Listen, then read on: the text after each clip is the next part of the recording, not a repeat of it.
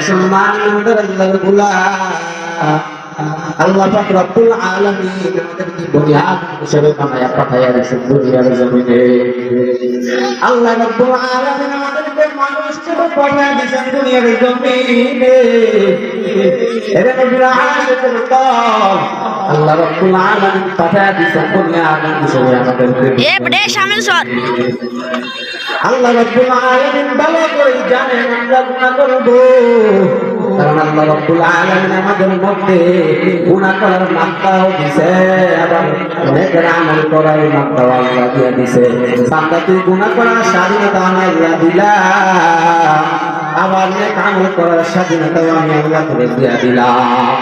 এরে নবীর আশিকের দল আল্লাহ রব্বুল আলামিন দুনিয়ার জমিনে আমাদের পাঠাইয়া দিয়েছে। আল্লাহ রব্বুল আলামিন পরীক্ষার হল হিসেবে পাঠাইয়া দিয়েছে, যা দুনিয়ার জমিনে করে ছেড়ে দিলাম। আমি আল্লাহ দুনিয়ার জমিনে ছেড়ে দিলাম, তুই দুনিয়ার জমিনে গুনাহ করবি, আবার নেকের আমল করবি। তবে জেনে রাখ, আমি আল্লাহ তোরে দুনিয়ার জমিনে পাঠাইছি গুনাহ করার জন্য নয়। আমি আল্লাহ তোরে দুনিয়ার জমিনে পাঠাইছি আমি আল্লাহর ইবাদত করার জন্য। আল্লাহ বলে, মা খালাকাতুল জিন্না ওয়াল ইনসা ইল্লা লিয়াবুদুন।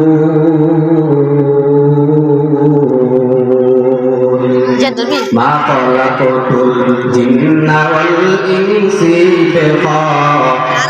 ইবাদাত মিসতে মাকসুদ ওয়া রাজা। আল্লাহ রব্বুল আলামিন বলেন, আমি আল্লাহ দুনিয়ার জমিনে পাঠিয়ে দিছি আমি আল্লাহ ইবাদত করার জন্য।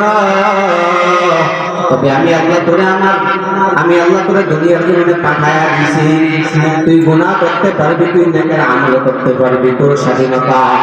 এই আল্লাহর গোলাম আল্লাহ রব্বুল আলামিন জানেন আমরা গুনাহ করব, কারণ আমাদের নবী নাই।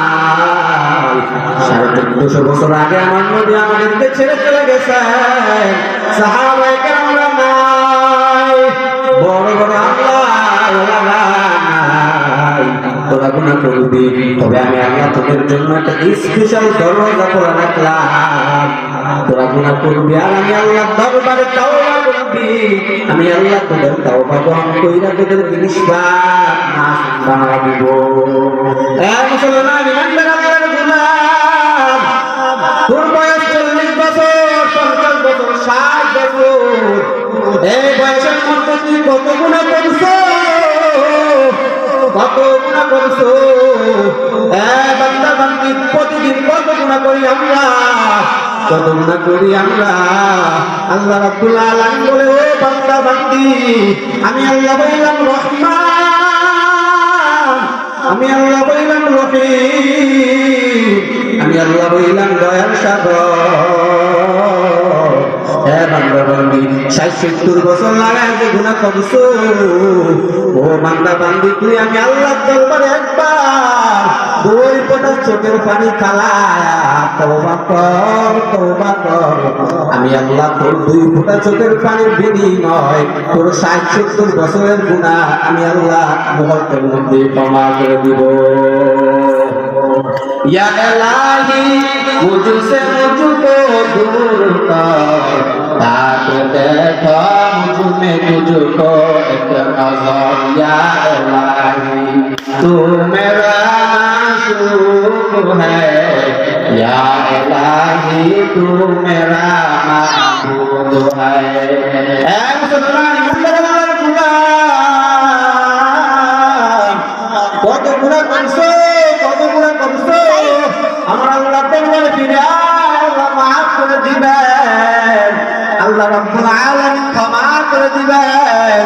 হযরত ওমর রাদিয়াল্লাহু তাআলা আনহু নিজ ঘর থেকে বের হয়ে মদিনা নবীর রাহমাতুল লিল আলামিনের দরবারে যাওয়ার জন্য যখন রেডি হইল, হযরত ওমর রাদিয়াল্লাহু তাআলা আনহু রাস্তার মধ্যে তাকায় দেখতেছেন একটা যুবক আল্লাহর গোলাম হাউ হাউ করে কান্না করতেছে।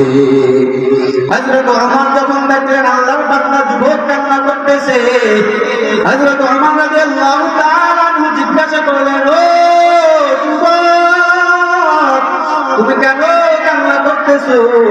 যুবক কাঁদিয়ে বলে, ও মা,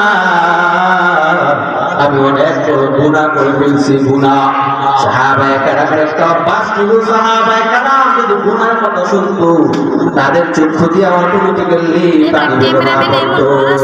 হযরত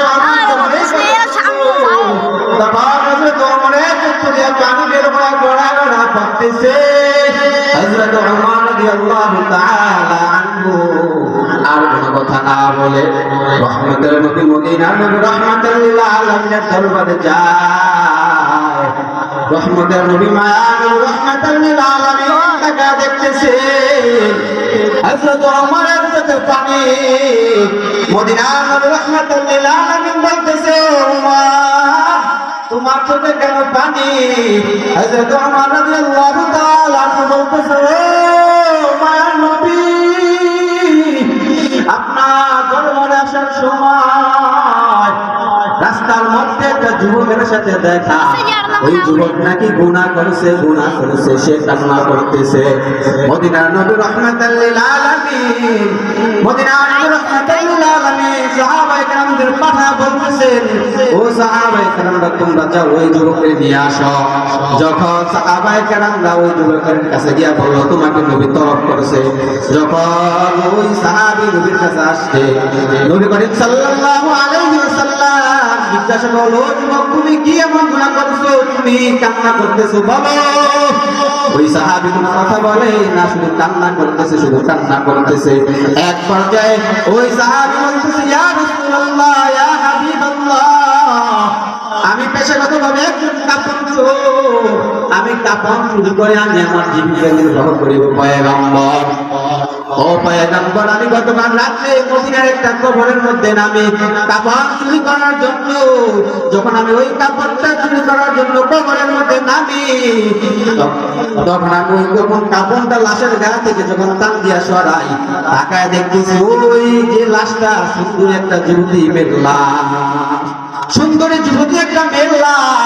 ও পয়গম্বর, আমি আমার নফসের খায়েশ মিটাবার জন্য শয়তানের দোকায় পড়িয়া পয়গম্বর আমি ওই মৃত লাশের সাথে জিনায় লিপ্ত হয়ে গেলাম। ও পয়গম্বর, কত গুনাহ করেছি। মদিনার নবী রাহমাতুল লিল আলামিন যখন এই কথা শুনলো, তখন বলে, ও যুবক, এমন কি গুনাহ মানুষ করতে পারে? ওই যুবক দৌড় দিয়া পাহাড়ের মধ্যে চলে যায়। পাহাড়ের মধ্যে যাইয়া মাওলার কাছে তওবা করে। ওই যুবক মাওলার কাছে তওবা করতেছে। হযরত জিবরাইল আলাইহিস সালামকে আল্লাহ পাঠিয়ে দিয়েছে, ও জিবরাইল, যাও আমার নবীকে 3টা প্রশ্ন করবা, আর শেষে দিয়া বলে দিবা আল্লাহ ওই যুবককে ক্ষমা করে দিয়েছে। জিবরাইল আলাইহিস সালাম আয়েশা নবীর দরবারে বলতেছে, ইয়া রাসূলুল্লাহ, আল্লাহ দরবার থেকে এসেছি 3টা প্রশ্ন করার জন্য। 1 নাম্বার প্রশ্ন হইল, মায়ার নবী বলেন, আল্লাহ কে দুনিয়ার জমিন সৃষ্টি করে করেছেন? রহমতের নবী বলেন, আল্লাহ দুনিয়ার জমিনটা সৃষ্টি করেছেন, আমাদের সহ সবাইকে আল্লাহ বানাইছেন। 2 নাম্বার প্রশ্ন করতেছে, ও মায়ার নবী, দুনিয়ার মানুষদেরকে সবাইকে রিজিক কে দেয়? মায়ার নবী বলতেছে, ও জিবরাইল, আমার আল্লাহ দেয়। 3 নাম্বার প্রশ্ন, ও মায়ার নবী বলেন, দুনিয়ার সব মানুষকে কে ক্ষমা করে? মায়ার নবী বলতেছেন, আমার আল্লাহ ক্ষমা করে, আমার আল্লাহ ক্ষমা করে। শেষে দিয়ে জিবরাইল আলাইহিস সালাম বলে, ও পয়গম্বর, আল্লাহ ওই যুবককে মাফ করে দিয়েছেন, আপনি জানা দেন। আল্লাহ রাব্বুল আলামিন ওই যুবককে মাফ করে দিয়েছেন। রহমতের নবী মায়ার নবী রাহমাতুল লিল আলামিন খবর পাঠিয়ে দিয়েছে, ওই যুবকের কাছে যাও, তাকে বলে দাও আল্লাহ রাব্বুল আলামিন ওই যুবককে ক্ষমা করে দিয়েছেন। আসলে সময় সংক্ষিপ্ত হওয়ার কারণে আলোচনাটা মনে করতে পারি নাই। সবাই দোয়া করবেন, আল্লাহ পাক রব্বুল আলামিন আমাকে যেন দিনের একজন মুখলিস দাঈ হিসেবে কবুল করেন। আসসালামু আলাইকুম ওয়া রাহমাতুল্লাহ।